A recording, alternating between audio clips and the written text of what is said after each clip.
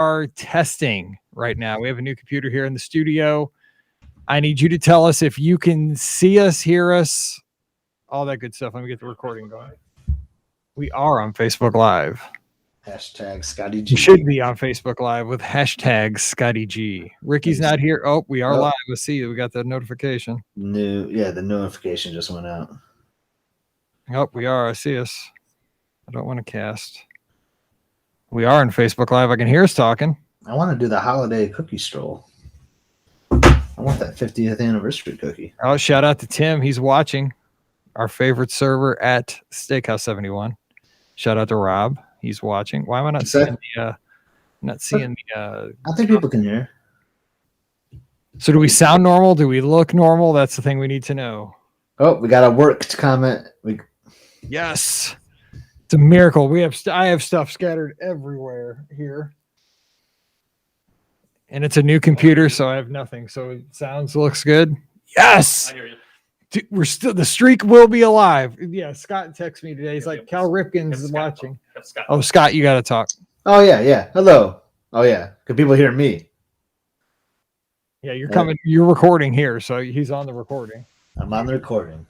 Yeah. You're Scott. Good. We're good. Yes. Oh, man. I only had to buy a $9 sound card that I use for the other stuff. So good. That's all you needed? Yep. Well, I mean, I had to buy a $775 computer, but okay. Well, thanks for coming over. I appreciate it. Yeah, thanks for coming. Oh, you can't even hear me. Call me when you need me. I do call you when I need you.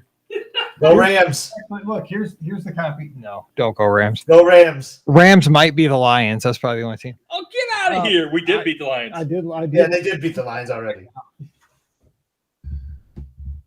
I know. There's the copy. I know that's a classic. Right can I have mine back? Yes, you can have yours back. He wants this.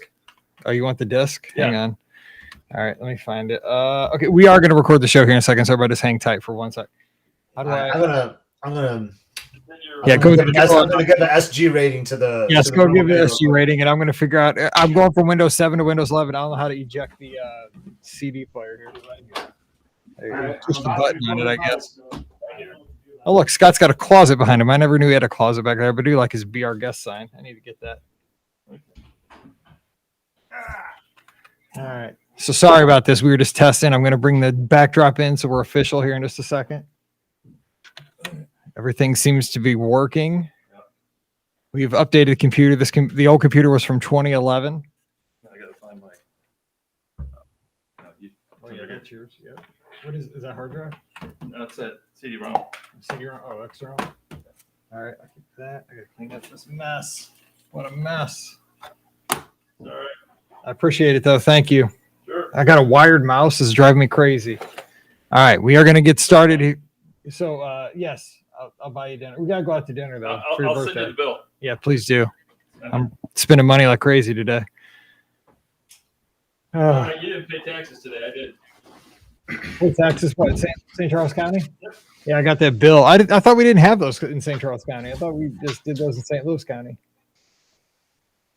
You can't pay taxes. Well, some people do. Florida, they don't pay them. Don't go to a 14-year-old's restroom. That was a 2 SG rating right there. That's a good idea. That's probably smart. Okay, I got to move these windows around. So a brand new computer, so I have no bookmarks. I'm so lost. Okay, so hang on. I got all these windows in the wrong place. Real quick, and then we'll start. Let's see. Actually, let me just delete this because we don't need that right now. No. And I was on Windows 7, so now all of a sudden I'm on Windows 11. I don't know how to do any of this stuff, to be honest. Okay, so move this over here. Okay. And where's the inbox? Here it is. What did I have over here? Oh yeah, I need to make this half a screen. Why am I seeing that? Sorry. I hate with such new. Oh wait, it just made it full screen. I don't want it full screen. I want half the screen. Okay. Now I got to pull up Adobe Audition. Look at this half the screen.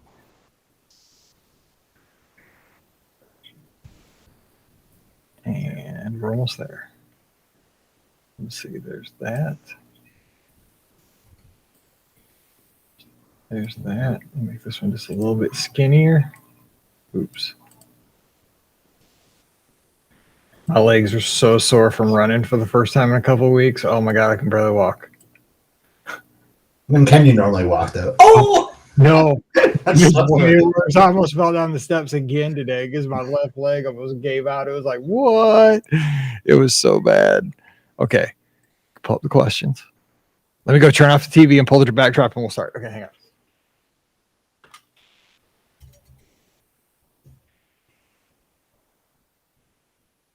Power.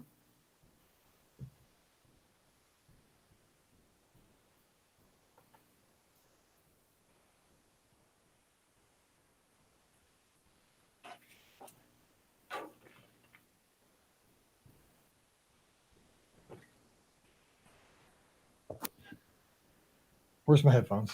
Here they are. Oh my gosh, I'm so out of sorts. Okay. By the end of the show, there will be head coaches that have changed teams. At least 3 head coaches. Your coach is locked in, though. You're Dude, did you see the buyout on it too? I mean, I know this is the sports podcast, but like it's not much. Like to buy him out, it's like $1 million or something. Like you got a after good coach, man. You got a good coach. No, he's a good coach. So you know how much I hate the other school. It's about an hour away from here. Yep, TT. Well, but one of my best buddies is actually a Michigan fan, and he's actually a good Michigan fan, not like those Walmart Wolverines that are always looking around here. And since I've been to a couple Big Ten championship games, he asked me, "Will you go to this Big Ten championship game with me?" And I said, "If he's gonna buy my ticket too. Like that's how he just wants someone to go with." So I was like, "I will go, but you're going to Indy." I am wearing neutral colors. I say you wear maize and blue. I was like, I will not have a rooting interest. You get 2 high fives during the game. Choose them wisely. I love it. And you get 1 complaint about the referee from me too. So. Oh, that is so funny. So oh my God! You are a good friend because I mean, I love going to big games. Yeah, seriously. I mean, I don't like Michigan because of you. Like because I hate Michigan because of you. So I indirectly hate Michigan now because I'm a Michigan State fan because of you. And so I was watching the game, but that game was just like, it was awesome because it was like snowing. It was hate. There was like 100,000 fans. See, I think the Michigan State game, though, it was because the snow got worse during the day. The Michigan State game was even crazier with the snow. Because that was Big Ten, right? That's the difference between SEC and the Big Ten. So I was trying to tell Pam, like, I prefer the SEC. I'm an SEC guy, like hot, like just, but then like I said, that's Big Ten right there, dude. Snow, like just hate. Yeah. That was good. Okay. Yeah. So I will be secretly rooting for Iowa though. I got black and gold for you if you need some. Yeah, that's true. I just want to see a good game, and if Michigan wins, then they win. They'll get smoked by Georgia if they end up playing Georgia. So no one's beating Georgia. I don't know. I don't think so. It'd be great if Alabama beats them, but I don't think it'll happen. As much of a Bama fan as I am, they're dang good.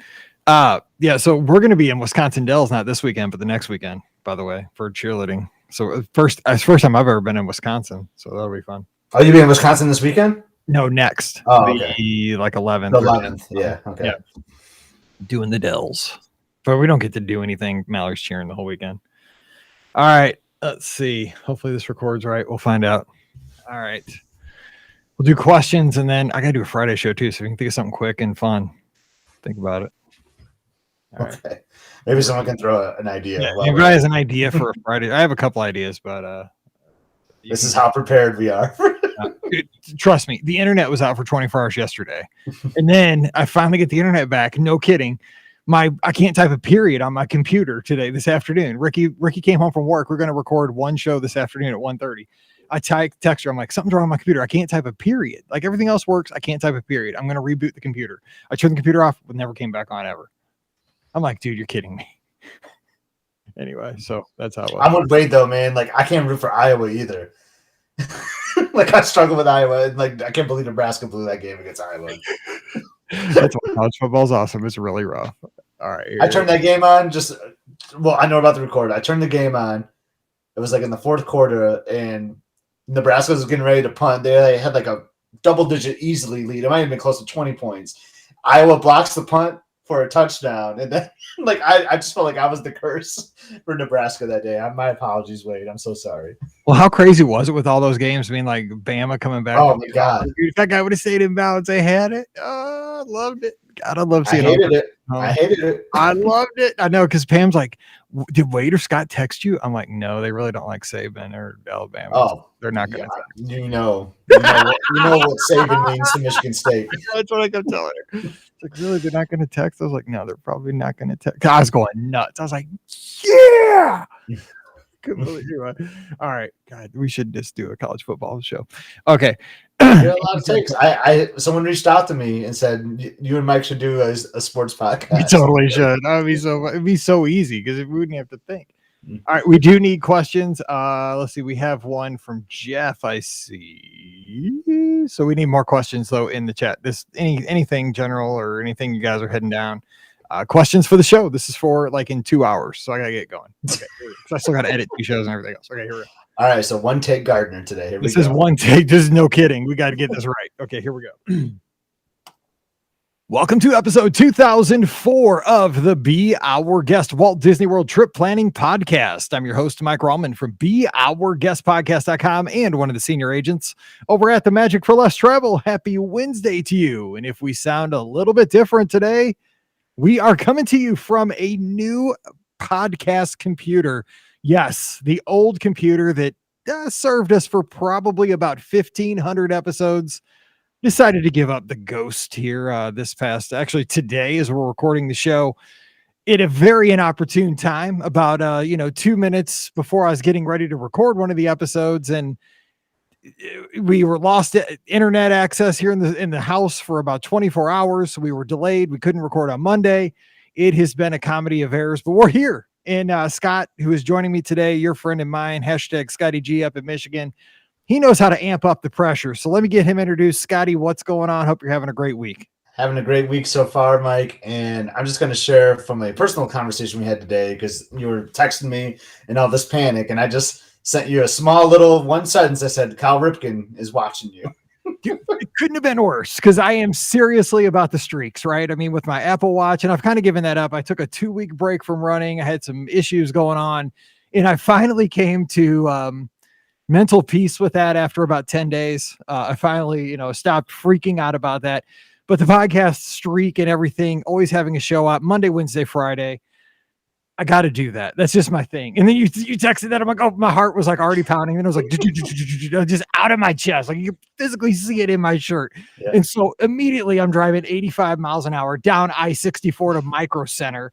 I'm just like running in there frantic. I'm just looking at all the desktops. Like I need one that looks like the one I have, because that way at least I can come home and just like start plugging things back into the same slots where everything was in the old one. Got the same brand. It looks almost the same. My dad, fortunately, he's home from Green Bay, because, he does the Rams, but he's home. He came over on the fly, troubleshooted a couple of things, and we're here. So hopefully this goes out. We'll see. I don't know. But if it sounds a little bit different, we're here. We're trying. Now you're going to question the recording on Mondays now. I mean, it's good you record on Monday, so Tuesday could be your buffer. But that's why. That's exactly why we do that. You almost needed 2 buffers for this one. My gosh. Yeah. And thanks, Spectrum. We lost internet for 24 hours, and that was a nightmare trying to get all that done. But we're here, and we appreciate you being here. Hope everybody had a wonderful Thanksgiving. We're jumping in with some listener questions. So let's get to the inbox. Amy has a question. She says, hey, Mike, Ricky, Pam, and Scott, love the show. I haven't been to Walt Disney World since summer of, she says, 2919. So that would be way in the future. I'm sure 2019. And I have a trip planned for marathon weekend to run my first Run Disney race. Go Lizards. That's awesome. I have 2 questions. If I buy Genie Plus on a day that I'm park hopping from Hollywood Studios to Epcot or to Magic Kingdom, can I use Genie Plus on both parks for the single daily fee? Scotty, give the good news. Yes, you certainly can. And I've done this. Yep. So definitely, I think we talked about Genie Plus a lot on here, or Pam and Ricky have too, but just, I like to start early in the day. Start early with the Genie Plus. You get more value out of it. But yeah, you certainly can park hop with the Genie Plus. All right. And she says, and my husband is coming with me. He is not running, but would like to spectate. The info on spectators on Run Disney is vague. Yes, it is. Yeah, it is. Because it is hard to spectate, actually. I thought that I heard he needed to purchase some sort of pass to watch at the finish line, but he could watch for free along the route. Is this correct? When do they publish the maps/race course? I'm running the 10K. Any recommendations as to good spectator locations? We're staying at Grand Estino. Thanks so much, Amy. All right. So your family, great spectators. They're there almost every year. Your Right. wife and Emily spectate. Pam Forrester spectates. Ricky's out there all the time. Give some thoughts on spectating, especially specifically 10K. It sounds like that's what she's running. So I will say, like Walt Disney World, like they discourage spectating for whatever reason. It's really frustrating. They give you a few spots and you don't have to pay. Let's just say that you don't have to pay. You don't have to pay. Mike, you're probably gonna get the same answer as me. I'm thinking about, traditionally speaking, we don't know what the race course is. That was another question you had, and it's usually about 3 weeks ish before the race, I would say, when we start getting more details on the course. But I'm going to make the assumption that the course is going to be exactly the same as it has been for the last several years. Agreed. And I think the Boardwalk Resort is a great place to spectate. The question is, the hard part will be the logistics getting there. If you're at the Grand Destino, how are you going to get to the Boardwalk? An Uber could be a possibility, because with the way that 10K is, it's so early in the morning. Like I don't even think getting like a breakfast reservation will work there either. So I think for parking, I don't know if you have your own car or not, but I think taking an Uber to the Boardwalk would be a really great place to spectate. What do you think, Mike? No, that's exactly the place to go. You're going to have the most space to kind of spread out over on the Boardwalk. It's a great place. The runners have a chance to high five you there. Be careful, Scott. Was that you that was high fiving somebody? Yeah, it was your first dopey. I was out there spectating. I was told by a group that I was the greatest Run Disney spectator they've ever seen in their life, but I almost wiped someone out in the process. The Boardwalk gets slick when it rains, so be careful giving out high fives if it is slick on the Boardwalk, because you can bite it. But yeah, that's a great place to watch. You can also make your way over to the finish line, but that's going to require a little bit more work. And the best way to do that, I mean, this sounds terrible, but what you're going to have to do basically is hop the bus that the runners take over to the start line and just kind of hang out. And just because it's going to be about an hour after the start that the fast runners will start coming in about 45, 50 minutes after the start. So you can kind of watch the really quick people come in. That's kind of exciting. But then your loved one will come in, after that. And you can get a seat in the bleachers. You don't have to pay for that. They do sell cheer packages, but they're not required. You get some little goodies and stuff like that, but you don't need them. Our great friend Shelly did that. Wade's wife, for the Wine and Dine half. She was on that first morning bus. She had a great hat on that said "Running Sucks." I thought that was awesome. And she toughed it out, man. She was there from the beginning, and that means so much to us runners. Like when you see a loved one on the course or a friend, like that means a lot. And I wish Disney allowed more of it, but I get why they can't. It's tough logistically to have those spots for spectators, but it's awesome when you can see a spectator on the course. There's nothing better. I'll be honest. I know it's really hard at Walt Disney World. Logistically, it's tough because you got to keep everybody safe, and it's hard to keep random spectators safe. That was the greatest thing about Chicago Marathon. It's the best race I've run all the Disney races, and Chicago was the best just because of the spectators. I mean, there was nothing real magical about it, just people. It was just like people encouraging you for 26 solid miles. It was like running down Main Street, but for 26, it was crazy. So, okay, Jeff's got a question. So we'll see you down there. Can't wait to run that 10K with you. I'm so sore right now because I haven't run in 2 weeks, and I've run 2 days in a row now on the treadmill. Oh, man, I am telling you. I'm scared, man. Oh, I was scared before Wine and Dine, and I did that just fine. But, 26 is a whole nother beast, and I haven't ran since then. So it's been 3 weeks since I've ran. Tomorrow's December 1st. When this episode drops, December 1st, that's when I'm going to start running. Pain. We'll get there, but pain and panic. They're not only on the Disney dream, they're in my head too. Okay, Jeff's got a question. He says, we check out to fly home after the marathon late after the race. I know we won't have our room still. Oh, look at that. It's scrolling now. I know. That's a new feature. That must be new, but why would you like, I didn't read fast enough though, because I got excited that it's scrolling. I know we won't have our room still, but we would like to shower. Do the pools or the gym at the Contemporary Bay Lake have showers, and are they open currently for post-race use? Actually, we were just there at that area for the 50th. So talk about that.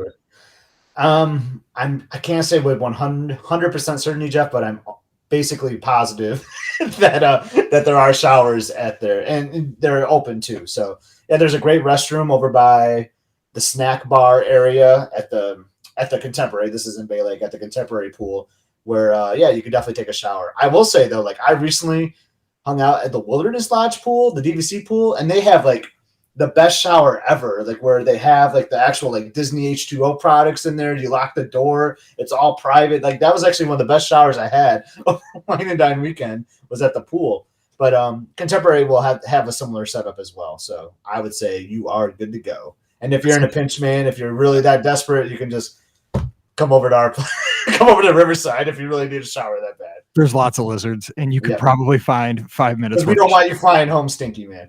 But it can be done, and I've done it after a full marathon. I'm just saying, my first time, man, I had to get home to teach on Monday, and I rode that Southwest jet back with stinky. Not to scare Jeff, I'm going to be very curious how that flight home is going to be after running Dopey.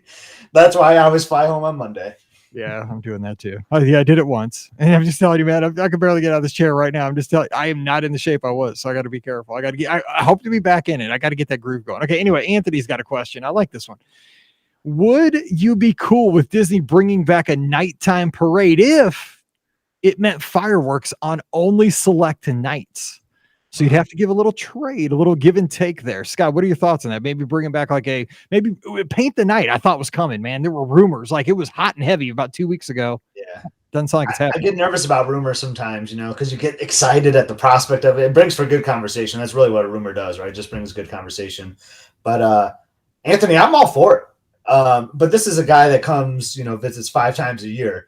I would be okay with a night without fireworks to see a nighttime parade because I love the atmosphere. Now, obviously, the dual thread of both that makes it for the most magical night. But I would be all for that. Yeah, if they wanted to, do every other day or do 4 nights a week with fireworks and 3 nights with a parade. Heck yeah, sign me up for that. I agree, because the thing is, what I would want them to do with the schedule though is to give everybody because people I would say tend to stay 4 to 5 nights. Mm-hmm. So I would make sure in that 4 to 5 nights that you have the opportunity to at least make it so that you can get to the Magic Kingdom and see that show and maybe see the Magic Kingdom nighttime parade once every 4 nights. So, you get to see once of each and then, kind of. Don't do 4 nights of fireworks and 3 nights of parades. Right. Try to alternate it as close as possible. Right. Because the thing is, it could get really kind of iffy this time of year. Well, this is kind of a different season though with after hours, but in normal seasons where you have like the, Mickey's Very Merry Christmas Party, which kind of cuts things at 7. I know now it's at 9. It's weird times, but yeah, I would do that because here's the thing. I mean, when I think about a nighttime parade, I get excited because I really love Spectrum Magic and I really did like Main Street Electrical Parade just almost as much, but the crowds are so intense right now, were the crowds not like that when I'm recalling this, like in the mid 2000s when Spectrum Magic happened? I mean, I don't think like the Magic Kingdom was empty. I mean, the crowd's that much more intense that we can't have a parade. I mean, that's what they keep saying. Like where would you put a parade? Yeah, I don't know. But I think about this too from a business standpoint too. Like that'd be a cost savings. I always think I would love to know the budget on fireworks for Walt Disney World. Yeah. And I think I'd rather pay a bunch of cast members and performers to do the parade and then blow up a bunch of stuff, But I love the fireworks too, so it's a tough situation to be in. But I think I would. That's an interesting question. I really love that question. And I think most people in this chat or our listeners would love to see both. I wonder what the average guest would be. They probably could care less about parade, maybe, and that's why it's fireworks all the time. But yeah, that's an interesting question. I like it. All right. Trisha has a great question for us, and she's telling me that I need to eat at Moose Jaw when we go up to the Dells here in a couple of weekends for a cheerleading competition. My first time ever in the state of Wisconsin. Never been in that state. A place called Moose Jaw. Got to make it happen, man. That sounds awesome. I don't know what it's about, but I'm going to Moose Jaw. I'm going to make it happen. So thanks, Trisha. And also, she does trivia on our Discord server, which if you've never gone to the Discord server, we were hot and heavy on that about 6 months ago. It's kind of died down. Just go to beourguestpodcast.com. Right there, there's a link. You can jump in there and she gives like trivia all the time. And it's got like a spoiler thing where you can put an answer, but you can't see it unless you seek it out to click on it. It's really cool. So thanks, Trisha, for doing that. She says, can you close down Animal Kingdom at 7 p.m. and still make it for an 8 p.m. enchantment showing at the Magic Kingdom? I say, never say you can't. You can't. I always told my 6th graders, you can do anything you put your mind to. I don't know if you could do this though. I know you probably could. Yeah, Enchantment is what, like a 15-minute show, so you might see the last blast, like the finale. You might see Tinkerbell. I don't know. I would say it depends on how you plan to get to the Magic Kingdom. And because can you take a bus you can do a park to park bus, right? I think. Yeah, you can. I believe they're back. I Okay. think. Because I mean if you have a car, you're gonna have to park at the TTC, and that is a process on its own, as we all know, to get to Magic Kingdom. So your best bet is like having a direct bus. So I guess it depends on are they doing the park to park buses, and will that bus be right there at 7:00 when you leave Animal Kingdom? That's going to be a tough one. I would love to see you try and hear the results of that, because I love that idea. I think that's great. The only way I would do this, okay, it can be done, but it's going to be super tight. Like you're talking on a good, if you really hit everything right, you're probably getting to you're probably walking into the Magic Kingdom at maybe 5 till 10 till 10 till, probably best case scenario, because of the logistics of, because what if your bus, like sometimes that bus takes 15 minutes to hit your corral, and it takes, if you're walking out of the Animal Kingdom at 7, it's going to be 10, 15 minutes before you even get back to the bus stops at Animal Kingdom. They're quite a ways out. Probably a 15-minute bus ride from the Animal Kingdom to the Magic Kingdom, probably 10 minutes to walk in through security. Yeah. It can be done. Here's the one thing I would say though, don't make this your only viewing of Enchantment. This would be like a bonus viewing. Like if you miss the first 5 minutes, but you get to see 10 minutes of it, or 8 minutes of it, and you're cool with that, go for it. But I wouldn't do this if this is like the only chance you get to see it. I love that answer in the chat, Mike. What's that? So bus to a monorail resort. So keep your eye on the buses. I know you do this when you're staying at Pop. Like you'll look for art animation and Pop buses. Like find which bus comes first. Like at the Contemporary bus, like keep your eye on it. If you see a Contemporary bus, take that one so that you can walk to the Magic Kingdom. Or if there's a Polynesian or a Grand Floridian one, take that one. And then boom, you can use the monorail or boat or whatever. Like I kind of like that idea. Like that gives you more options for waiting in lines for a bus. It totally does. That's a great call. That's using the Disney transportation system. Like that's a hack. And that's exactly what we're looking at. That's what this podcast is about. I love it. And thanks to Dan for that hack. It is doable. Yeah, it is doable. But I still wouldn't do it if that's your only chance to see it. I would do that as like a bonus, because it just makes me nervous. Too many variables. All right. Trisha's got another question though. She says, best way to see Candlelight Processional without a dinner package. How long to wait to try and get into the show? Well, of course you can queue up, but there was something new that was announced this week, that there are a few locations where you can get dining packages now at quick service locations. I think, or bonus locations. I think I saw that Spice Road Table now has a day of Candlelight Processional dining packages, and there was another restaurant. I should have had that pulled up, but just maybe research that and Google it, because there are some more options day of, I guess, for additional seating for Candlelight Processional. That might be a way to go. And you can also, people don't remember this, you can do breakfast and lunch as a meal and still have the dining package for later in the day. So you don't have to just do dinner. Bonus there. Nice. And here's the thing. I've seen Candlelight Processional probably 3 or 4 times. I love Candlelight Processional. I think it, I'm a Christian, and that's like, we go to service on Christmas Eve, and we do the candles at church, and they read the story of baby Jesus and everything. I love that. And so the Candlelight Processional is that story with the beautiful music. I've never sat in a seat because I've never waited in line. I'd never have the attention span. But what I've done is I've stood way in the back of America Gardens Theater, almost like back by the sign, like where the American Adventure sign is. And I just listen to the music and I hear the narration, and it's awesome. It moves me. I would love to see it up front, but I've just never taken the time. I'm always like, but it's powerful no matter where you see it or listen to it. So do what you got to do. All right. And Anthony kind of gives a little feedback. He says for his plan, maybe do the fireworks at the Magic Kingdom Monday, Wednesday, Friday, Saturday, Sunday, maybe a nighttime parade on Tuesdays and Thursdays. That'd work. Dude, I love that plan. All right. Chad's got a question. Why do we not see wait times for Remy on the My Disney Experience app? My wife and I have a dining reservation at Ohana at 3:50 p.m. Is it reasonable to expect to be at Animal Kingdom 5 to 7 p.m. if we take an Uber? We want to see Avatar Land at night, so Pandora at night. Right. Short window for that day. Thanks for booking our trip for December 13 to 15. Thank you, Chad. I appreciate it. All right. So first of all, Why do we think we don't see? Is it because I guess it's because the virtual The queue. virtual queue is why. Yeah. But why wouldn't they? Because Well, I it's guess like because it's based on boarding groups. So it's That's like right. It's boarding boarding groups. groups, Waiting time. 15 to Wait 30. time. Yeah, if Yeah. it's wait time, people want to go get in line. Yeah, that makes sense. Okay, so give him the thoughts. Ohana 350. Ooh, Say I- you get to So sit that's down tough, with it. man. That is Because every time I've been to Ohana, it's been like the longest meal ever. right. I don't know why that is. Same for me. Like it always takes forever for me. But here's the thing: I always hear from people, and I'm the opposite. I'm just like you. It's a long meal. I always hear a lot of people say they feel rushed, like they're trying to get you in and out so they can flip the tables. Yeah. When I'm there, I feel like I'm there a long time. It doesn't matter. I've only done dinner like twice, but I've done breakfast so many times there. And even recently, I've done breakfast. I did it over Wine and Dine, and it is always a long meal. I remember we were there for Father's Day one year, Mike. We had like a 2-hour breakfast. It Yeah, oh just my took God. They forever. were like, we're the only ones there at the end. Yeah. I remember Paige was getting kind of frustrated.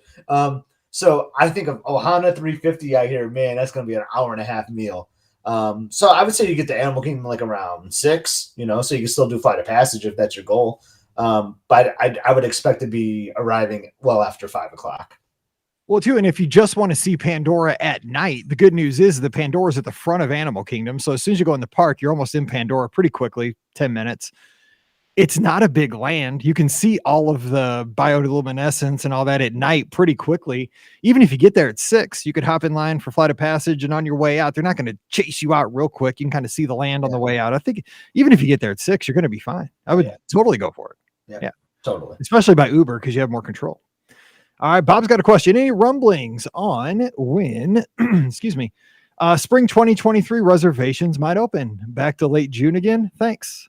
That'd be my guess. Usually the next year opens up in the spring of the next year. So 2023 should probably open up in spring of 2022. If 23, man, it's crazy to hear that number. I know, seriously, we're almost in 2022. We're That'll less. be the year I turn 40. Oh man, you're getting there, catching me. I'm close to 50. That's crazy. Yeah. You're 10 years. You got 10 years on it. All right, so let's get to the next question from the inbox. It's from Jenny. Hey, Mike, I've not heard this question asked on the podcast. I'm a lizard. I'm going down for marathon weekend. Now, if you don't know the show, that you take that out of context, it sounds weird, but we all know what you mean.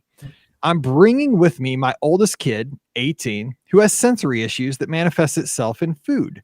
We have always done the dining plan with our 2 trips, but without it this year, I'm struggling where to eat. We love our buffets and character meals, but the price is a little much off the dining plan. Can anyone suggest good places to eat? I'm gluten-free, and my kid is a chicken nugget and fries type of gal. We're staying at Art of Animation that has great chicken strips we can both eat, and Pinocchio Village House and the Magic Kingdom works well for us. But what about Epcot and Hollywood Studios? I've eaten at ABC and Hollywood Studios, but the food is not great. Any other places you can suggest? Bonus question. I'm pretty sure the answer is yes, but can an adult order off the kids menu at a sit down and quick service place? Thanks in advance and happy training, Jenny. Jenny, I need that happy training. I'm telling you, my left leg needs a lot of heavy. My right leg's doing great. I don't know what's going on. It's just my left leg that doesn't want to get with the program. I take 2 weeks off and my left leg's like, nope, still on vacation. I might just run in circles, like super small circles because of that. Anyway, so let's kind of break this down. Looking for some food. We're looking for food places here. So they love buffets, character meals, which again, these are kind of limited right now, but they're coming back. We have options.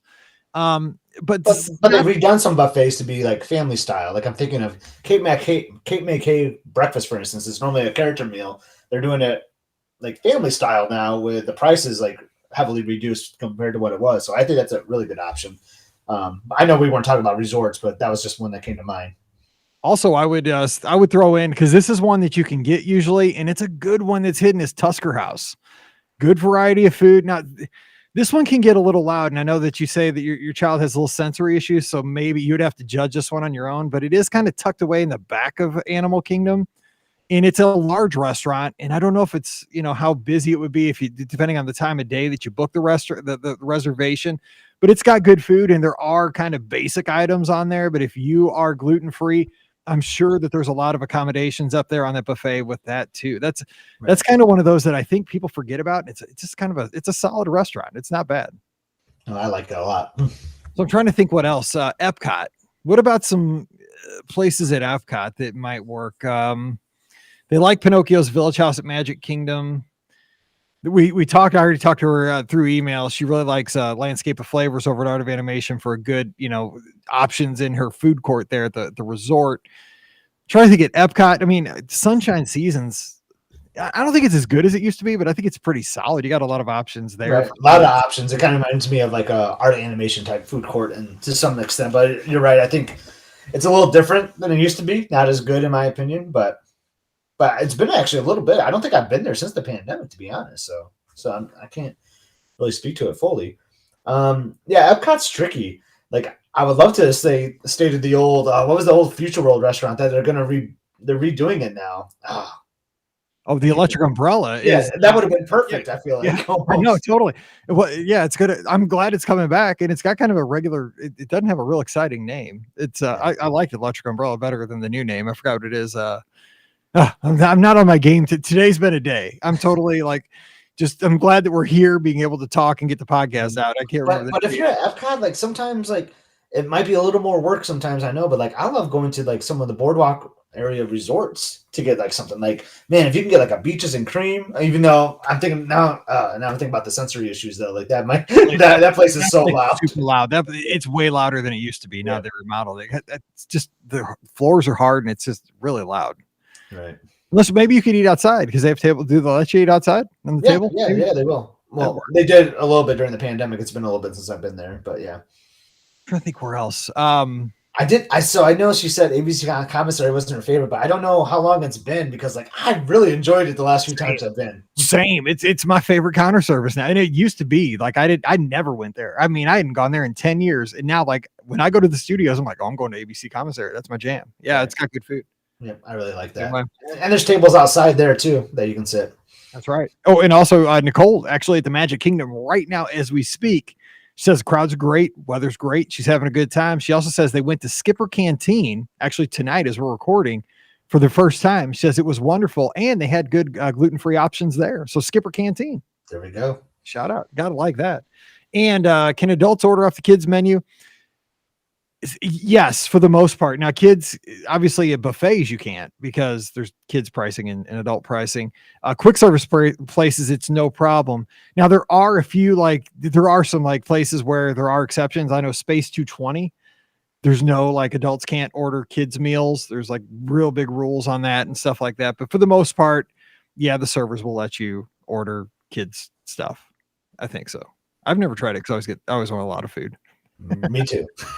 I never really done it. Okay. But my 14-year-old, who is technically a Disney adult, when she turned 10, still orders some kids meals every now and then too. And she looks like an adult. She looks like an adult. So seriously, our kids are getting way too grown up looking all of a sudden. All right. This next question is from Karen, not a Karen in College Station, Texas. She says, hey, Mike. And it's about stacking lightning lane passes. And you've used this, so I don't know. Again, I haven't used Genie Plus yet because I was in and out so quick over Wine and Dine. She says, so I thought people could hold one Genie Plus lightning lane pass at a time. However, I don't think that's the case, as I've heard of ways people are getting multiple passes at one time, aka stacking. What are you hearing, if anything, about this? Now, I know that this was kind of a thing initially right when Genie Plus came out, and I will tell you this email is about a month old. This one's a little bit older, but I didn't want to skip it. Disney's kind of tightening up things and closing loopholes. Yeah, so I would say that's kind of the thing. Yeah, I think they tightened up a lot actually. And I think the stacking would have been like you could have like right when you bought your Genie Plus for the day at whatever time it is, 6 or 7 o'clock, you can book like the first time available at a park, and then 2 hours later you can get another one. So right then you'd have 2 lightning lanes that you could stack. I wasn't able to really do that. I think I was there during a very busy time though, during the race weekend. So it was really hard to like find that availability, but I think there were some loopholes, but I think Disney has really tightened that down to make it a little more fair for everyone. All righty. Zach's got a question. Hey, Mike, Pam, Ricky, and Scott, it was great to see you all at the 50th anniversary weekend. My wife and I are traveling to Disneyland in April, and I was wondering what is one restaurant we need to make sure we visit. As always, love the podcast. Zach. One restaurant, Disneyland, April. Man, Where's he got to go? So Disneyland to me, I love like table service normally, but like their counter service is so good at Disneyland too. And I think I've said that a lot on the show. I really like the place where you can get like the soup bowls in like New Orleans Square. Like I think those are so great. I see Alfred is saying Blue Bayou. That's kind of a Disneyland must do for sure. It's in New Orleans Square as well. It's where Pirates of the Caribbean is. That's a great one. I love the character meal at because I like seeing the resorts too. I know there's only 3 actual Disneyland resorts, but I love the Grand Californian, and I love their buffet they do there. And I cannot think of the restaurant right now. Oh my god, it's really bugging me. But they usually have like the critter characters out. It's such a cute place, and I would recommend that one too. They have some unique buffet offerings, typically speaking, and it's fantastic. Yeah, I think we're talking about going to Disneyland this summer. I'm talking about going to Disneyland this summer too, because like, you are. We gotta make it might happen. come up. If you're thinking about going, we're gonna do it then. Okay, so yeah, we're gonna have to make it happen. We'll have to do it. Disneyland. We were going every year from like since 2015, and we're supposed to go in 2020, and that didn't happen. Storytellers Cafe, that's the one. Thank you, Alfred. I think it's a unique place, but yeah. So I definitely need to go to Disneyland. You're gonna have a great time in April, and God, like there's so many great food options from like especially the counter service. I'm thinking about the place where the Dorito was invented, like the Ranchero place. Like if you like Mexican food, that's some of the best Mexican food I've had, and it's a counter service. Yeah, every time they talk about that on 3028, I'm like, got to be there. Rancho del Zocalo, or whatever that is. All that stuff just sounds cool. Like I just, yeah. And then I will say, like, I know you said Disneyland. I wasn't sure if you were saying like the whole resort, if you're just thinking Disneyland Park, but like I love Flo's Cafe in Carsland over at DCA. That is a great spot. Sit outside. You're looking over Radiator Springs. That's one of the coolest spots I think you can be at. And there's some great options at DCA too for counter service. Not so much table service for me. Carthay Circle is a nice signature spot, but like I love the outdoor seating and the counter service at DCA. God, I'm excited. I gave like 15 options. I know. It's good. You got me pumped up, man. I gotta get a cone. Like I want to get a handwich. Oh yeah, all the cones. Yeah. Oh yeah, that's what I'm pumped up. There's this. Right, that is one of the things that has me super pumped because again, we live kind of by Route 66. Like Interstate 44 is Route 66, and it's very near where I've grown up and where I live. And I would just like I've seen pictures at night of Carsland, and like that's my vibe, man. I would love to see that. I would just love to walk through that, especially around the holiday times. But yeah, Carsland is one of the best. But then there's this great place, Mike, in DCA where they have like all these picnic tables set out, and it just makes me think of like being like at a food truck place or something where they have all these tables and there's like 6 different stands you can go to. You can get like they got your Mexican stand or your burgers and fries stand. Like it is so good. It feels like you're like at a mall food court or some sort, but like it's all outside. It's so great. There's a great like beer, like IPA tent that I love to go to. Like, all right, I think I'm gonna book a trip to Disneyland. I think I am too. I think I love it so much. Yeah, I think I'm seeing a BOGP West Coast meetup this summer. There we go. I miss it so much. Oh, yes. You know I'm in. I would just be so excited. Okay, next question is from Mark, and he says, "What would you bring back and more?" He says, "Good morning, Mike. Just listening to the 50th anniversary podcast. Loved it. Thank you. The ride I would bring back would be Horizons. I loved Epcot and remember the ride very well. Still watch the walkthrough on YouTube. Will they ever, do you think, bring back that style of a ride? With all the new IPs, I'm not so sure." And the other question for the 3 of you, actually the 4 of us, would be, what's your favorite item that you've ever bought in Walt Disney World? For example, teas, mugs, etc. Mine is an Epcot 82 number plate.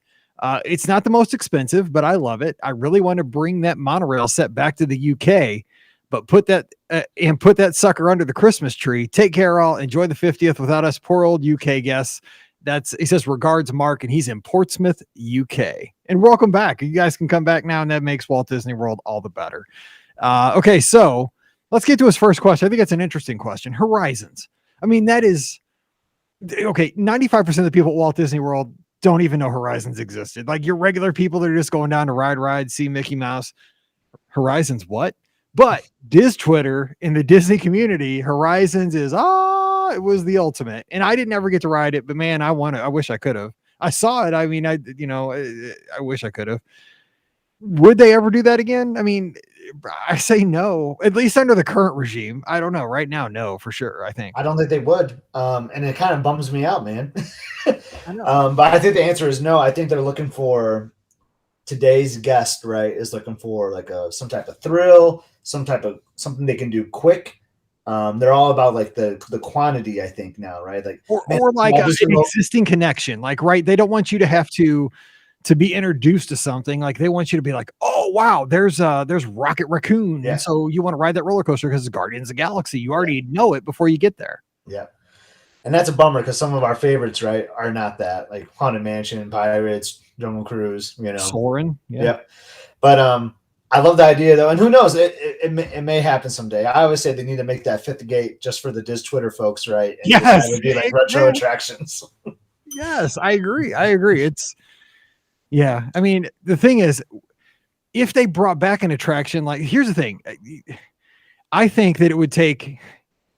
I'm an Apple fan, right? And I follow technology and all that stuff. And when they took out the headphone jack from the iPhone, there was so much hatred that they took away the headphone jack because it was stupid what Apple said. They said it took courage to take away the headphone jack. That was their line. It was courage. No, they were trying to save money is what they were doing. I'm sure that's what it was. It wasn't really courage. They're probably trying to sell a lot of AirPods. Let's get honest, wireless AirPods. I get it. They're a business. Courage. That's funny. But here's the thing. I think if they really made a really good ride like Horizons, it would succeed. I think people would love it. Look at Everest. That's the last time they made a really good ride that wasn't IP based. And that's a great ride. I mean, is it as marketable as Frozen Ever After? Probably not, but it's a better ride. And I think people would embrace it. I think it would take courage. It's a lot easier to say, let's build a ride based on, $1 billion property like Star Wars or Guardians of the Galaxy or some Marvel, some other Marvel movie or what have you. It's a lot more taking a risk to say, let's build this, let's invest all this money on kind of a wild card, some story that may or may not work, but I think it would. It's the attention span too, I think, is part of the problem. They want quick rides. And I would love an attraction. Like I'm thinking about Energy, Ellen's Energy, man. Like I loved being on that. Like it was a 30-minute attraction. It was awesome. It was. But I love how like near the end there they would always announce that this is your 17th warning that this attraction is 30 minutes long. If you want to leave, do it now. Yeah, if you have to go to the bathroom, if you're any kind of hungry, do not get on this ride. But I would love to see that type of attraction return. And not every single one needs to be like that, but if each park had like a nice like epic like 15-minute attraction or something like that's original to that park, like oh my god, it'd be so good. Maybe. What's funny too is like my daughter, Mallory, your daughter, Emily, 14, 13, they love things like Carousel of Progress. So you can't say that the younger generation would not embrace these kind of attractions because they do. Like they do. I think it's a cop out to say, oh, the younger kids have to have stuff where their hair's on fire and it only lasts 2 minutes. That's cop out, I think. I think so too. There's a lot of kids that like those kind of attractions, but I mean, again, it's easy. I think it's an easy way to just, it's safe, right? Like some Star Wars is going to succeed. There's a ton of Star Wars fans. I mean, just whatever. Okay. Last thing Mark was asking, what's probably your favorite item that you brought home from Walt Disney World? If you had to pick something. Oh my gosh, man. That is so tough. I brought home so much stuff. Yeah. You bring home really cool art. That's one of the things it's different about you that I appreciate. You bring home some sweet art. Just brought back some more art. I'll send you a photo. Do you remember the 50th poster we got? Mm-hmm, that's right. Elizabeth bought a nice frame for it this last weekend, and man, it looks sharp in the frame. But yeah, I love the art. I love to have the art. But outside of the art, just something I had like an emotional connection to is actually this year I got because we played golf and it was fun golfing with the guys. And my mother, who passed away in 2020, was a big Tigger fan, and they had a out of print. It was a mistake that Disney made because Tigger is not like tied to golf for Disney Golf, but they accidentally made all these Tigger head covers. There was a rare like 150 they ever made. So I bought 3 of those, one for me, one for my dad, one for my brother. So when I'm out in the golf course, which is a hobby of mine, I got Tigger there looking at me, which is always a little fun little memory there. And I love that you got that because I knew your mom was a huge Tigger fan, and that's perfect for you because you really are a passionate golfer. And when I saw And it that, takes me back to that day though with you, Phil, and me. That It was was a fun time. that was a great day, man. That was just a great. You got to get that annual BOGP golf We do. event going on. Oh yeah. Well, you stirred it back up. We're gonna have to get the goal. Yeah, we are. And I would say my thing, probably, I love the monorail that I brought home that goes under the tree every year. But also, probably my favorite thing, and again, I didn't buy it. It's those ears at the end of the marathon. The first year, because the first year we had no idea they were coming. Like, you just got to the end, you're expecting to get your medal, which was awesome, which was great. But like, the ears were something tangible that you could wear. Like, I was like, yes. That was awesome. That was the 25th anniversary one. Yeah. Yeah, and I know they were. You said it. They were leftovers from Disneyland, probably. Totally were.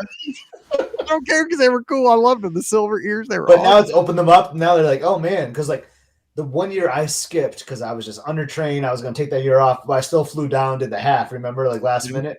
I believe that year they were red, and I was so mad I didn't do it because like the red ones would have been sweet. Yeah, they were red because I have 3 sets. Yeah, the royal, like the royal blue with the silver ears, and the red ones with the black ears, and then we had the light blue ones with the this light blue ears. Yeah, I like that. I think I like the hat. The ears. That's pretty neat. It's perfectly Disney. All right, well, hey, that's gonna do it for the first podcast on computer number, who knows, 3 or 4 for the podcast here. But hopefully everything sounds well. Thanks for hanging with us today. Don't forget, if you want to get a question here in the inbox, and we need to reload that inbox so that the questions are not so old, send those questions to mike@beourguestpodcast.com. Put listener question in the title, and we'll get that here on the show probably next week.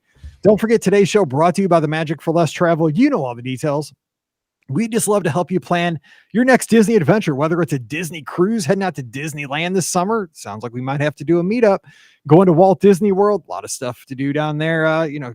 Got races, you got festivals, you got all the Genie Plus to check out if you haven't done that yet. Just tons of stuff to do. Of course, Adventures by Disney as well. Just swing by themagicforless.com, fill out that quote form while you're there. Mention the BOGP, and we'll take great care of you from there. Thanks so much for your support in advance. Check them out again over at themagicforless.com. Also, please use our Amazon affiliate link this holiday season. It really does help support us. Thanks to everybody who uses that. It's beourguestpodcast.com/Amazon. And thank you to our patrons for supporting the show. It means a lot. It helps us keep the show going. Trust me, you guys helped with the computer today. This is where those funds go. It helped us get this thing rolling and helped everything keep moving along. So thank you for that support. It's because of you we keep the show going. You get a bonus show every week called Mike in the Midwest. If you'd like to support us over there, just visit patreon.com/beourguestpodcast. Give us a follow on social media. Scott is at epscott, EPSCOT. Give him a follow on Instagram and Twitter. I'm at beourguestmike, of course. Facebook and YouTube, subscribe to the show so you know when we go live. And we would absolutely love a 5-star review and a rating and all that stuff over on Apple Podcasts or Stitcher or Pocket Casts, wherever you grab your show. Those ratings and reviews really mean a lot to us. So if you could leave one of those, we'd sure appreciate that. All right. We're going to be back again on Friday. So until we get together again, for Scott, I'm Mike, wishing you a great Wednesday. Time to get back to work, and we'll see you real soon. Big shout out to Alfred. Like I haven't, side note, Mike, I don't think you know this, I haven't been feeling the greatest today. Well, actually you did know I wasn't feeling good yesterday. Yeah.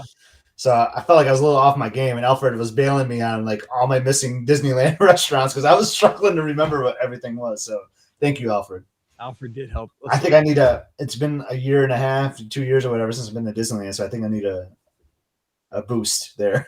I need to make a new folder. This is how bad this is. Our guest. If I can spell it right. I got a new keyboard too, so I can't type. Yeah, just hook the old one back up. Okay. And then this is episode 2004 edited. Ooh, this baby saves a lot faster. Yes. We were down there this week last year. Remember, you stayed that one night at the Riviera with us. Then we did the Give Kids the World thing. That's right. Yeah, that's right. Yeah, that's why my memories are popping. I know my memories are popping. I'm like, dang, that was awesome. All right, so I was thinking about this. Okay, so Friday will be like the end of Hanukkah, right? Because it started on Sunday. It'll be towards the end of the festival. It'll be the very end of it. Yeah. Okay, so I know it's the Festival of Lights, right? Because I don't know a ton about Hanukkah. I mean, I know, I don't know. I'm about to say you got the wrong they can do it guy. on Hanukkah, but I know it's a festival of lights, right? That's what it is. I was thinking about talking about like the best places to just sit back and enjoy. Like, where do you like being at night? Like, as far as the lighting, like I love like some of the resort spots, like Adventureland. I like Tomorrowland, just like that. Just like lighting. You just took a lot of my answers, but yeah, let's do it. I mean, yeah. When the lights go down in the city. Okay, here we go. That's a stretch, but we'll do it. We can make it happen. Okay, You here we got go. some Journey going on there. I love some Journey. Okay, here we go. And the sun shines on the bay. Oh my God, I'm singing. I wanna be there, my city. There's been many a times we've sung Journey out loud in I don't public. think we've ever sang that one though. Yeah, not that one. All right, here we go. 2005. So what was it again? Where we'd like to take in lights, Like, where are the best places best to lighting? lights at Walt Disney World? Okay, here we go. Dun, dun, dun, dun. It ends the evening of the 6th. So this will come out on. Oh, yeah. The This will be. 3rd. Yeah. So this will be good. Yeah, we'll be right in there. Cool. All right, here we go. Oh, dude, I love some Pac-Man Fever, Joe. Don't tease. All right, here we go.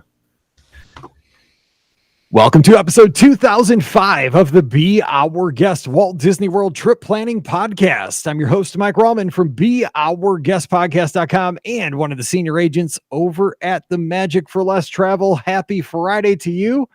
And college football fans, welcome to Championship Weekend. I hope your team does well if your team is playing this weekend. If not, just enjoy the weekend. Mizzou obviously not heading to Atlanta this year. We used up all of our chances back in 2013 and 2014, and I told all my friends, enjoy it. We might not be back for a century, and it could be true. But if your team's playing, have a good time. And speaking of somebody who might be enjoying a little championship weekend, maybe not. It's my good friend, hashtag Scotty G up in Michigan, who may be headed to Indy this weekend. What's up, Scott? How you doing? Doing pretty good. Yeah, you hear my friend from the Midden who's heading to Indy, but I will not be rooting for Michigan. I'm just going to throw that out there right now. But yeah, I love college football. I love the big events. You know, Championship Saturday is an awesome day. So yeah, definitely, it's always fun to be able to attend a game, even if your team is not playing in it.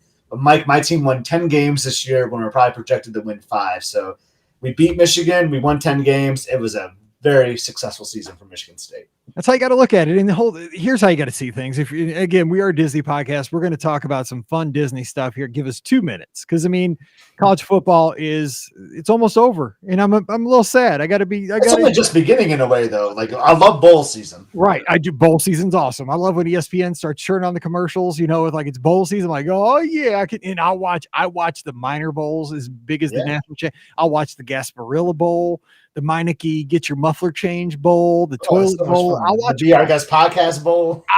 I'll sponsor one, dude. We'll play it in my backyard. I don't even care. Like we'll even invite Vandy. Come on. It doesn't matter. That could be Vandy and who's the worst team in the Big 12 or Big 10? Who are they? I say Rutgers. Probably. Rutgers. Okay, it could be Vandy and Rutgers. We'll play in my backyard. Let's go. Anyway, yeah, it's a great time. But I mean, it is kind of some of the teams are just waiting it out. But I like your attitude, right? Mizzou. Hey, we made a bowl game. I mean, that's something. We're going to end up probably in Louisville or where Memphis will probably get the Liberty Bowl, maybe Birmingham. But hey, we get to play another game, so it's all good. So it'll be fun. But roll tide too. Okay. Anyway, so I know you hate that, but there you go. I had to say it. Joe's in the chat too. He agrees.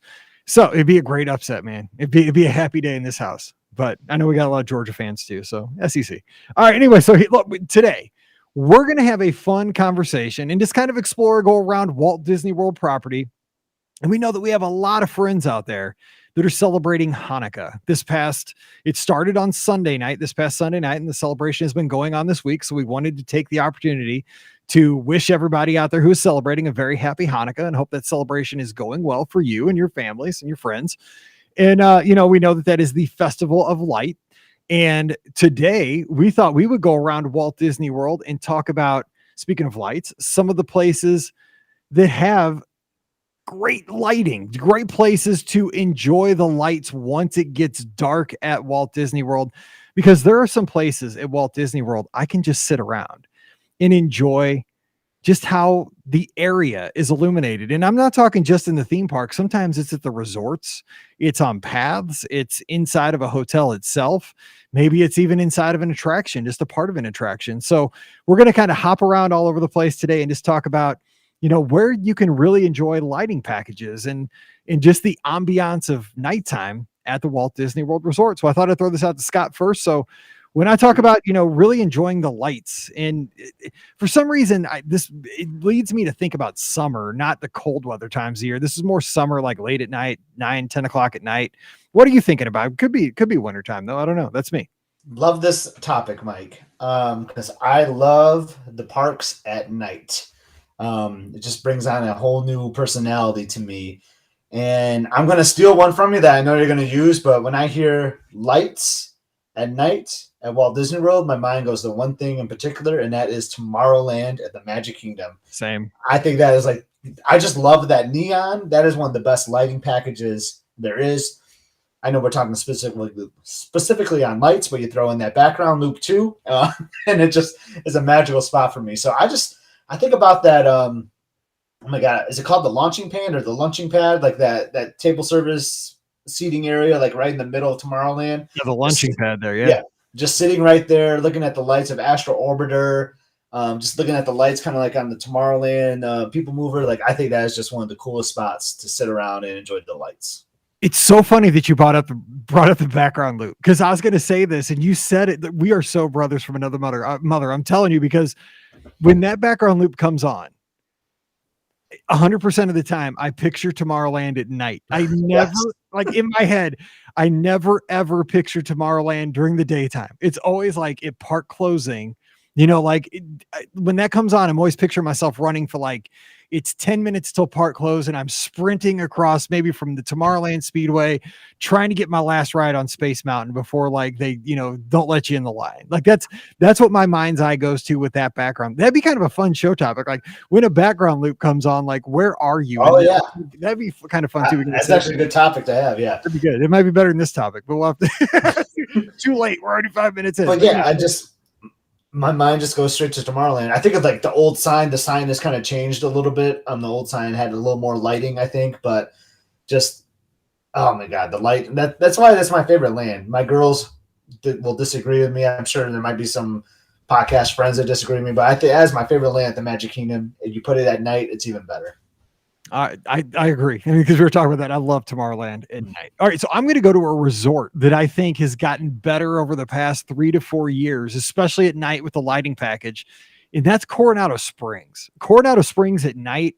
For one thing, the lights that they just put on the tower, the Grandestino Tower now, they can change them now for the holidays. Like they can make them red and green, shooting up on the tower. They make them different colors during different times of the year. It really makes that tower pop, especially if you see it out from World Drive. But as you walk around the resort itself, from the backside of the tower, from El Centro, around the lagoon, around where Three Bridges is, you get out to the dig site, while there's not a lot of special, things like stained glass or anything like that.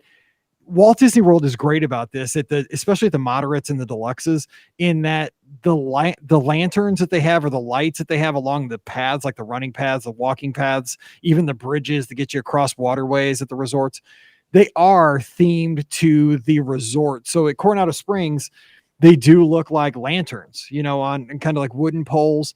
And you don't think about that much unless you really take the time to kind of take in the beauty. They fit perfectly with the Ranchos buildings, and in the casitas, when you're in that area, they just fit the area that they are.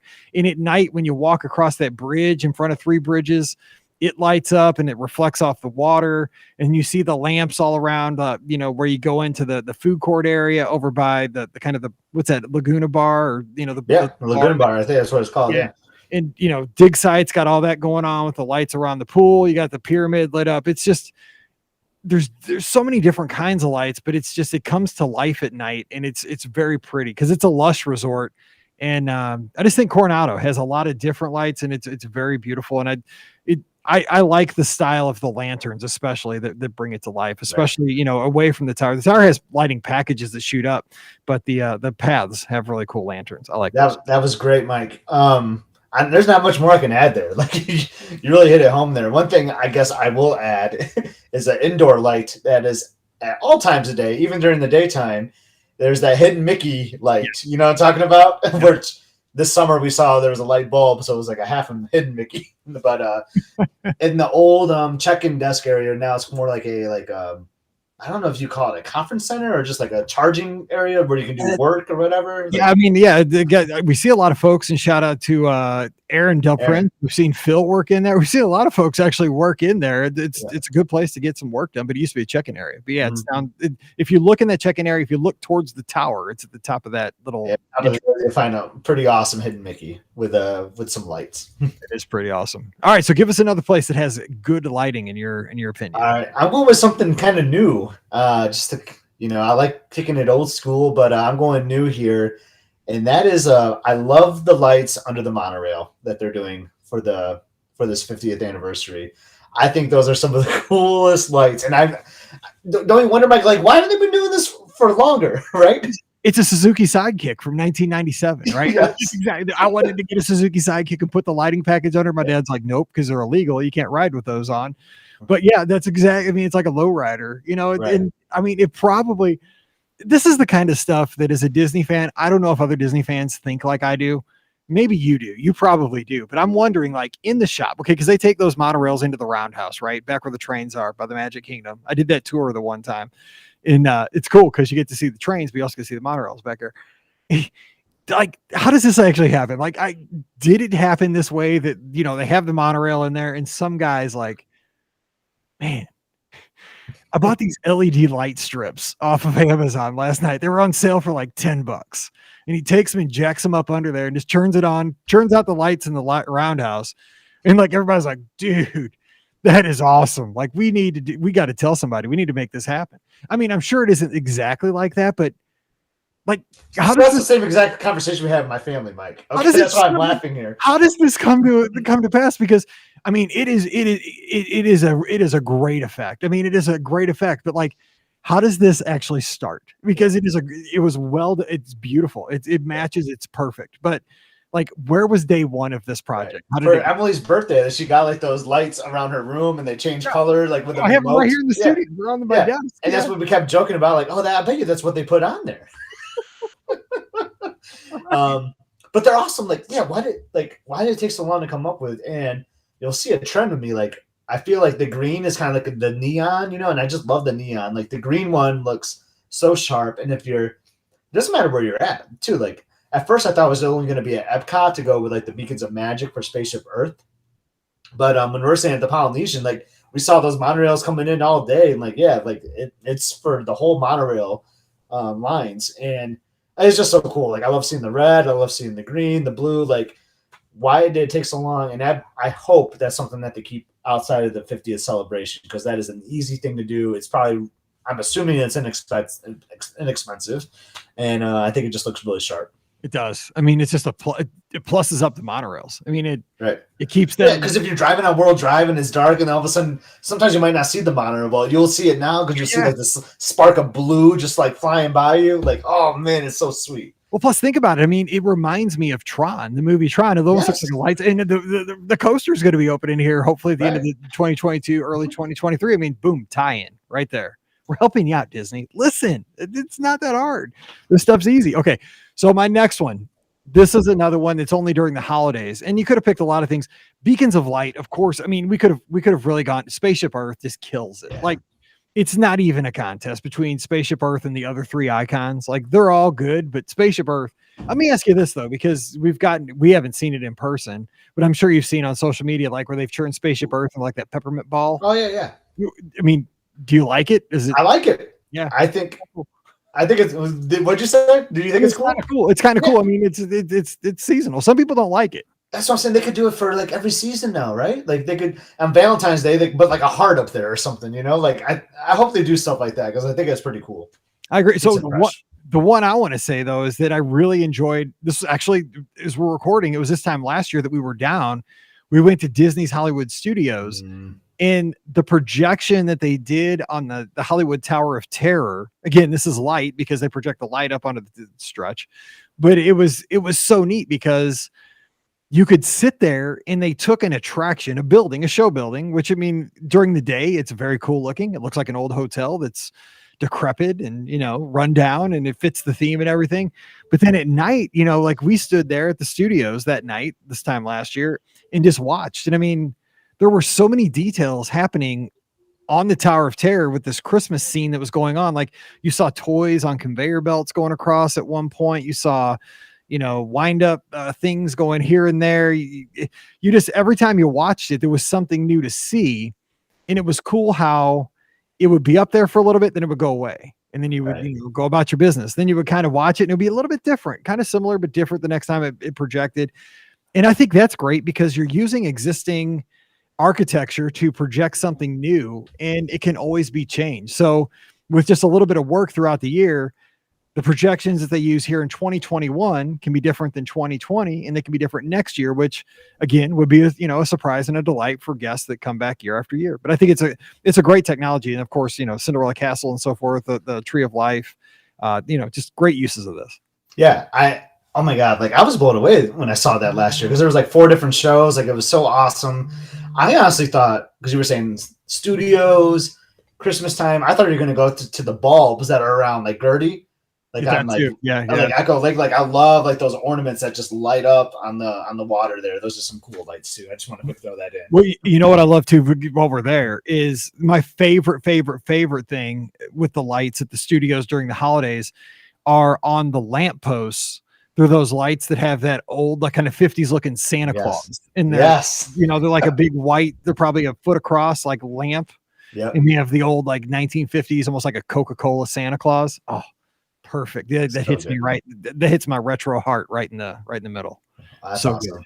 All right, let's go another one. We got. So this one might be a little more under the radar. If anyone knows me, they won't be surprised. But I'm going back to a resort here. I'm going to like my favorite. I'm going to Old Key West. Now, where's the lighting at Old Key West?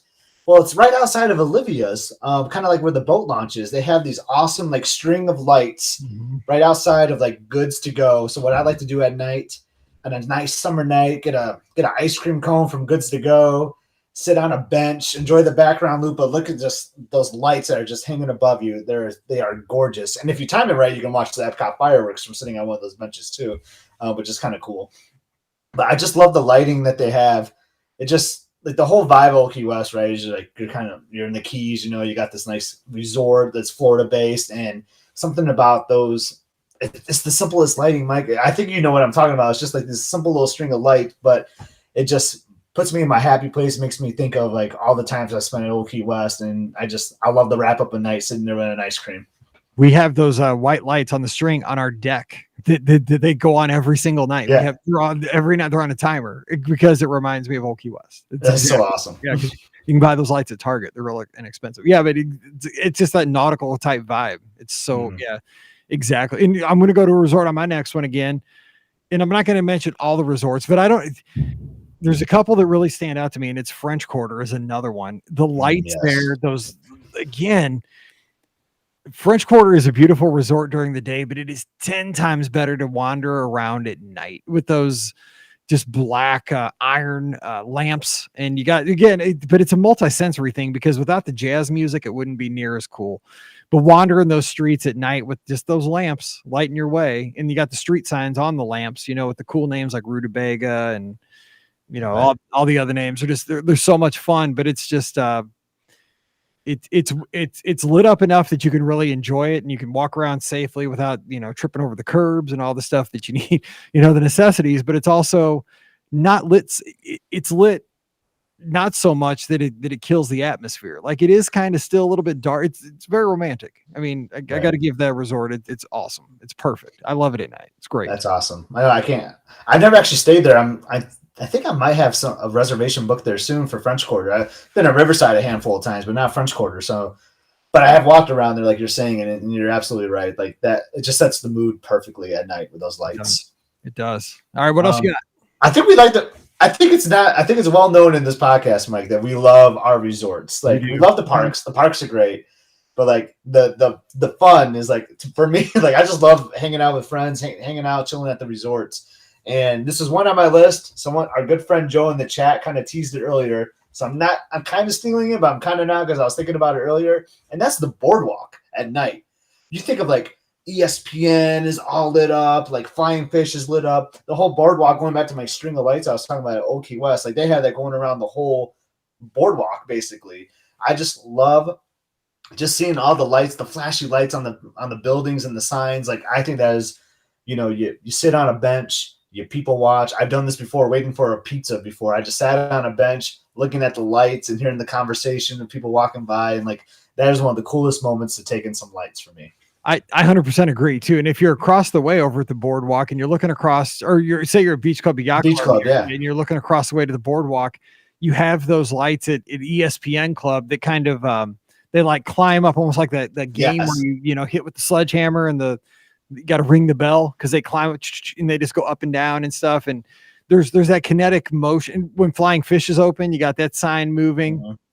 We got to get Flying Fish back open. Son of a good Artist Point's back open. That opened. What was the other one this week? Another one opened up. It was Artist Point and oh my gosh, how am I missing it? We're having a week, man. I'm missing it too, Mike. I can't think of it either. But. Oh, it was speaking of Riverside, it was Boat Rights. Oh, it was Boat Rights. That's right. Which I've never been to Boat Rights. I have it's the only place I've ever had jambalaya. Actually, there's some cool lights around there too outside at Riverside. Yes. Let's just admit I will say this. I've been saying this for a while too. For like Disney, like if you like to take photography at night, Disney does you a lot of favors because they just have great lighting packages all around. Like you could be the most amateur of amateur photographers and they can help you make a nice night photo because they just do a spectacular job with their lighting packages. Well, think about how, how much easier it's become in the last 5 years to take nice night photos with like iPhones, right? With night mode. I mean, I remember, when I first got my iPhone, like you took a night picture, it was just like, whatever. It was just a big blur, but now they come out pretty good. I mean, you don't even have to think about it. You do got to keep your phone still. That's one tip. Hold your phone. Because a lot of times on phones, I still got to, some people don't know, but like on night shots, you got to hold it for maybe 5 seconds. Like you push the button and you're like, oh, it's not working. It's locked up or something. No, what it's doing, it's letting more light into the lens. Yeah. You got to give it a little more time. So just hang tight for at night. Just somebody told me that. I'm not like a photographer, but just a little tip. But okay. So another one that I have, I wanted to throw out here. This is kind of a given, but everybody's got to see it. This is just a reason to go to Animal Kingdom. Pandora at night. We talk about it all the time. It is awesome. I mean, because it is such a different look. It's the bioluminescence in the plants. It's hard to describe because it's almost as if I had to tell somebody, like if I had to describe it, and I guess that's what we do on podcasts. So I guess I'll try, is that, okay, here, you want a deep take?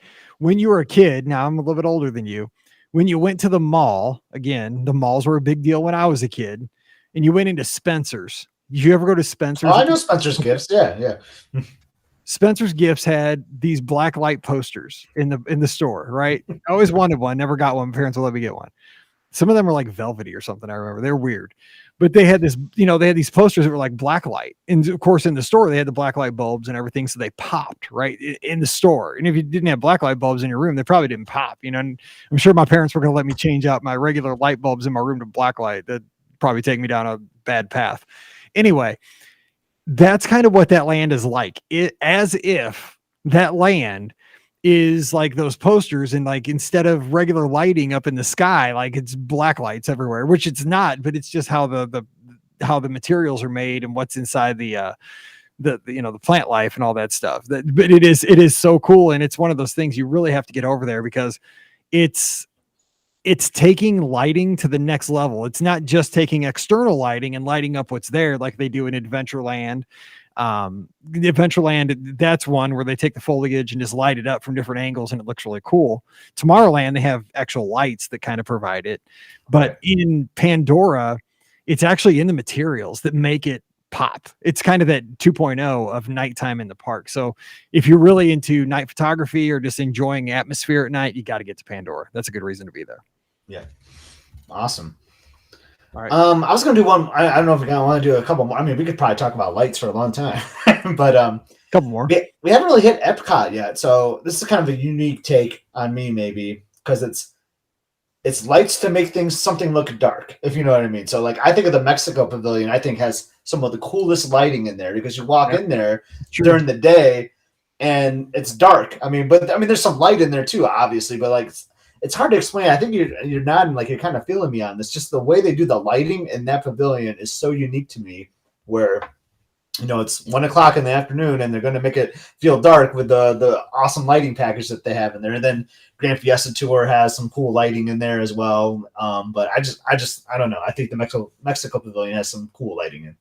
Yeah, I would hit up some of the, I 100% agree with that because it's awesome, especially again, for me in the summer when it's like 100 degrees, you're blazing hot. You've been just like, you've walked from the parking lot all the way through Future World. You're smoking hot. When you walk inside that Mexico Pavilion and it's dark and it's peaceful, when it's not packed, I mean, sometimes it's packed in there, but not always. And it's nighttime. It's just like, and it's air conditioned. You're just like, oh, this is awesome. But you're right. I mean, it's also like stars in the sky. You got the volcano and it's awesome. I want to hit some of these though that are in the live chat. Folks are giving us. Joe has a great one down in Atlanta. He says for Run Disney, the torches that are lit around the lake. And he says bonus, a little warmth for the cold races.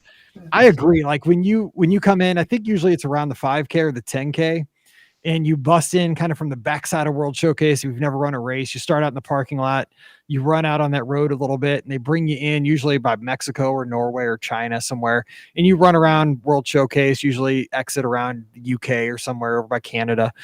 But it's nighttime because it's not nighttime. It's early morning, but it's dark. Let's just say that.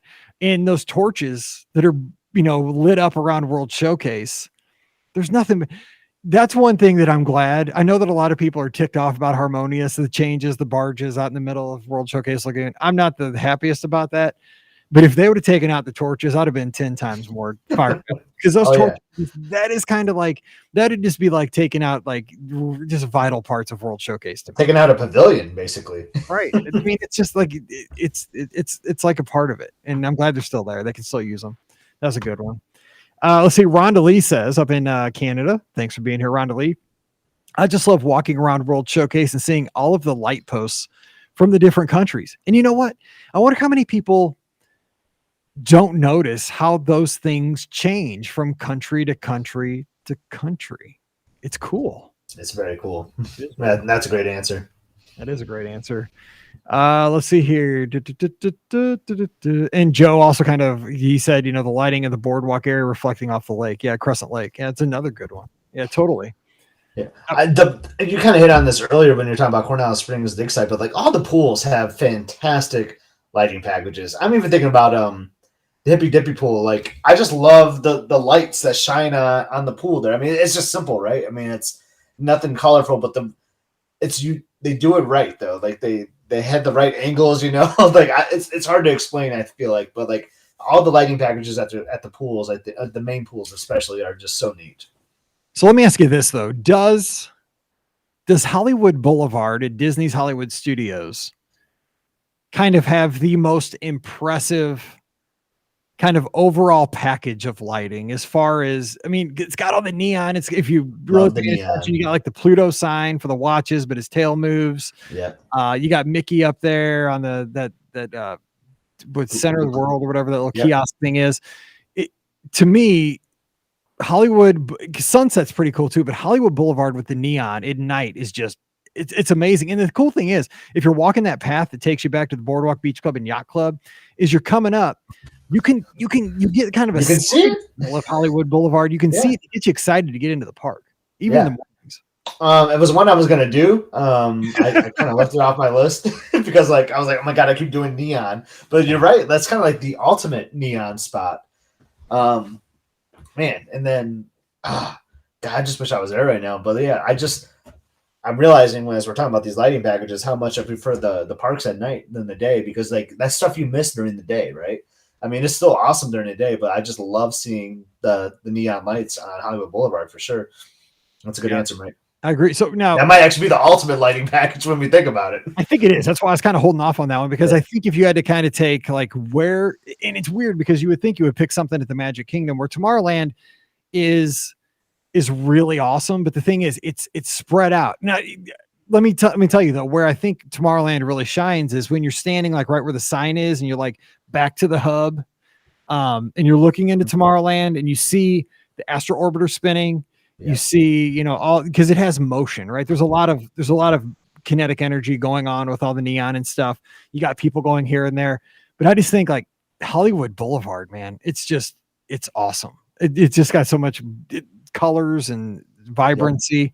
It's great. So you got another one? Go ahead and give us another one if you have it. I didn't mean to take yours. No, that's kind of where I was going to go was the Hollywood Boulevard. I'm thinking about like an attraction like Big Thunder Mountain at night. Like it's dark around there, but they do put some lights on the mountain, which I think is kind of neat. Mm-hmm. I think it's kind of like a blue tone kind of light. And when you're on the attraction at night, like you'll get blinded every now and then. And I don't know. I just think that's kind of cool how they can incorporate lighting into the attractions as well. So somebody told me this. Somebody told me this last trip. I had no idea till this last trip. And it might have been you that told me. Somebody, did you know that the mountain on Big Thunder Mountain is a silhouette of Cinderella Castle?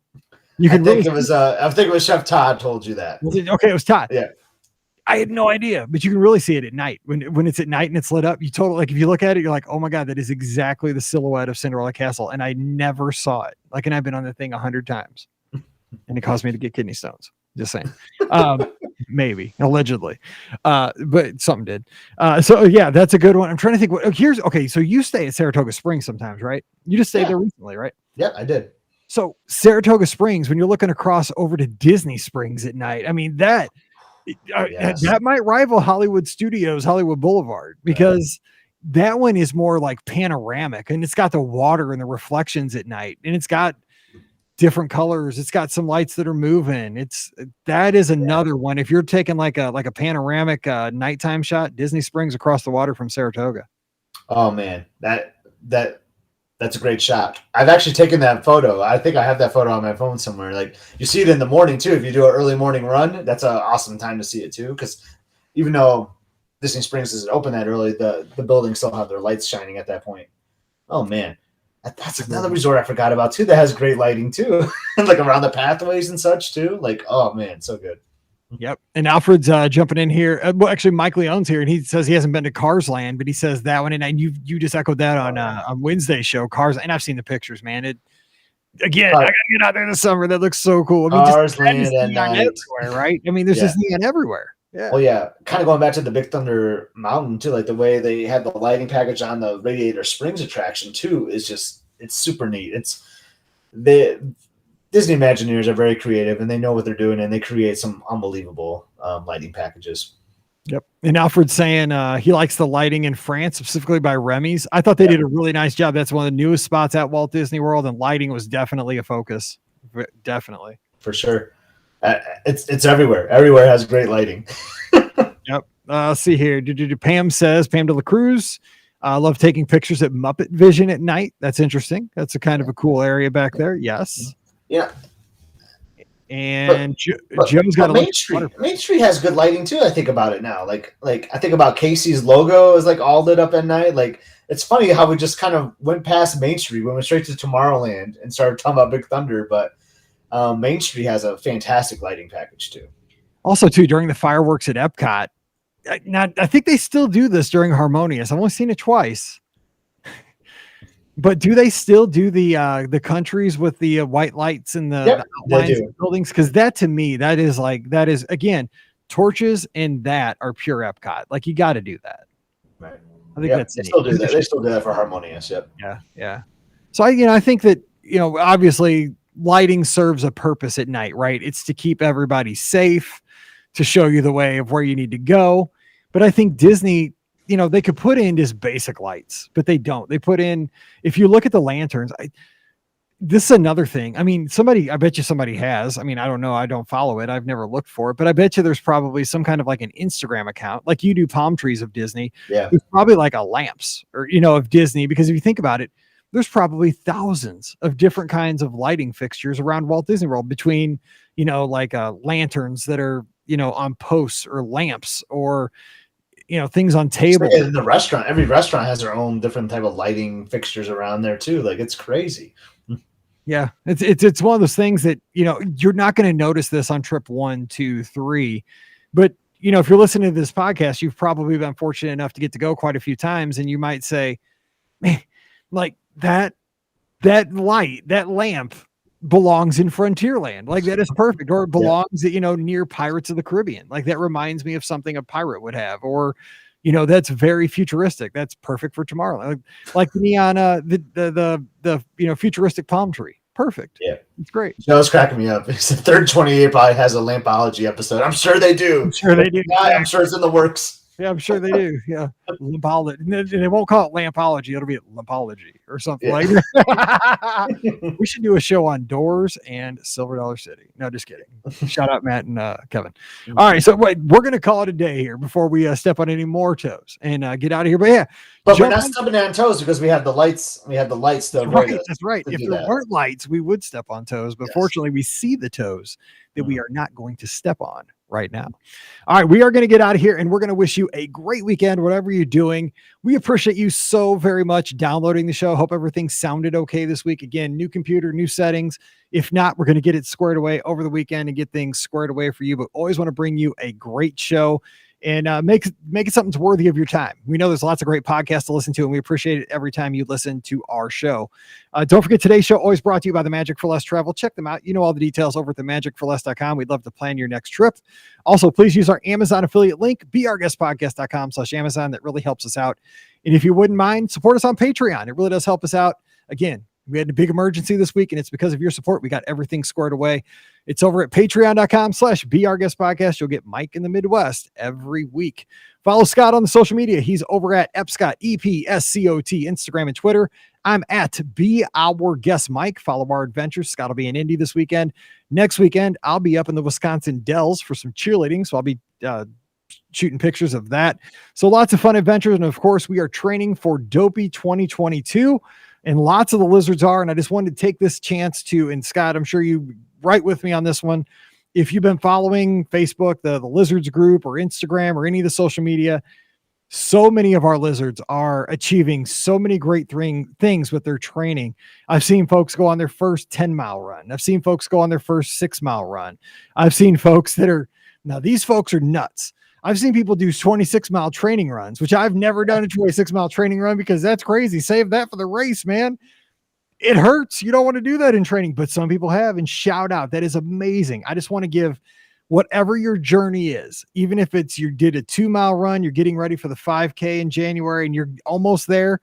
I just want to tell you, man, I love you and I'm so proud of you. And I'm just loving following along. If I can't like everybody's post, I don't get to every post, but I see them and I'm with you and I am so proud of you. Scott, you see them and we talk about these things.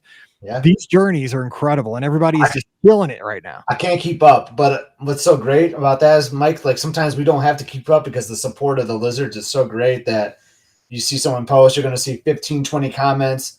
You know, I want to throw my congratulations out there on every single one. Sometimes I just can't, but I love that we got people that are supporting our teammates, and big shout out. Like, yeah, I agree. 2 miles, 15 miles, Nymans, Joe, a whole bunch of people did a 26 over the weekend. You guys are insane, but I love you. I saw Stacy crying after the 26-mile training run. I'm like, I'd be crying too because you shouldn't do that. That's too far. Yeah, I think she did it indoors, on a track or something too, which is just even crazier. Yes, it is. Yeah, but I gotta love it though. That was awesome. It's gotta make you feel good. We're 5 weeks away. Like that's gotta make you feel real good going into it. Where I haven't ran since Wine and Dine, so I'm a little nervous. So. Team just finished. I'll be on your team for sure. Right now, I'm down to like my left leg is like not having it. So we'll see how this all goes. It's gonna be an ugly 2022. But again, team just finished. We'll make it. We'll figure it out. All right. Well, hey, just wanted to send that out to everybody. We're super proud of you. Don't give up now. We're almost there. We're in the stretch. It's going to be the holiday season. It gets hectic, but we are there watching you. We're proud of you. It really is. Like at the time this episode drops, it's 5 weeks from the expo. Stop. That's crazy. Knock it off. No, it's 5 weeks from the 10K. No, the 10. Oh yeah. I was thinking of Wednesday's episode. Yeah, that's long ago. Yeah, we're 5 weeks from the 10K. Talking about, dude, you already have to your second race in by the time the show. Yeah, 5 weeks. I'm already exhausted. Yeah, no kidding.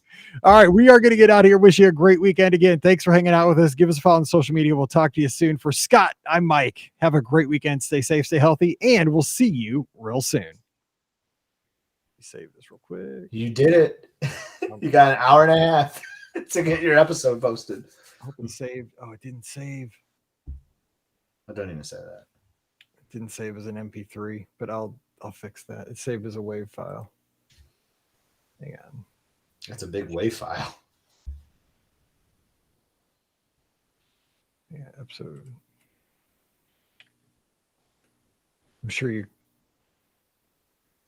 can convert it. I'll just open it and then save it again. Oh, okay, yeah. Yeah, that'll work. All right. Well, hey, thanks for saving my bacon. Not a problem. Speaking of All bacon, I'm gonna go eat something now. Yeah, I'm eating some cold Chick-fil-A that was delivered here right before the first show. All right, I'll see you, bud. Yeah, Take care. everyone. Hope you feel better. All right, see you. Thanks. All right, Bye. bye.